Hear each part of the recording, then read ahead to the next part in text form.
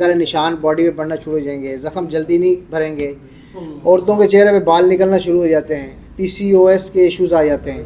ये सब जो है ना शुगर टाइप 2 के अंदर आता है। हार्मोन चेंजिंग, हार्मोन सारी ग्लैंड के साथ ही रिलेटेड है ना। तो मैं असल में कोई एक फ़ौतगी हुई इस्लामाबाद में, अभी फटाफट उसको एक बंदे को मैंने स्काईवे छोड़ना था, उसको मैं छोड़ के आया हूँ। तो फजल रहमान साहब से बात सुन रहा था मैं उस टाइम करते करते, माशाल्लाह बड़ी अच्छी उन्होंने तमहीद बांधी, स्केच बांधा है। लेकिन एक चीज़ मैं अकेले में पूछनी थी, मैं सारे को सब सामने पूछ लूँ? इजाज़त लेनी चाहिए ना। आपने सारी बात कर दी, लेकिन ये नहीं बताया कि हरारत गुर्दे में पैदा क्यों होती है। बस इसका जवाब दे देना।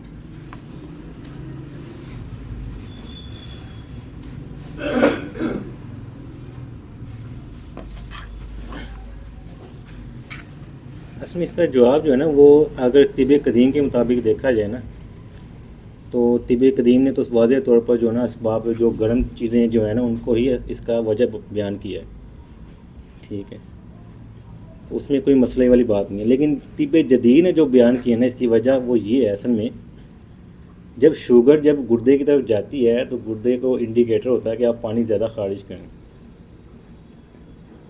तो जब वो पानी ज़्यादा खारिज करता है ना तो वहाँ पर फ्रिक्शन पैदा होती है। तो वो फ्रिक्शन की वजह से भी क्या होती है, हरारत पैदा होती है। शायद जदीद तहकीक के मुताबिक ये बात हो। कदीम तहकीक के मुताबिक तो उन्होंने कहा कि आप गर्म ग़िज़ाएँ खाते हैं, गर्म माहौल में जाते हैं।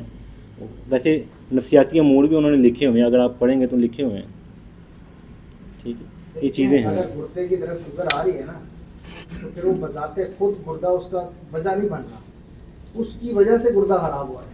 ये डिफरेंट है, उसको आप वजह नहीं मानेंगे। एक चीज़ दूसरी, देखें आप जब आपने शुरू में आपने यहाँ पर कहा था कि देखें गुर्दा जो है ना मुरक्कब उज़्व है।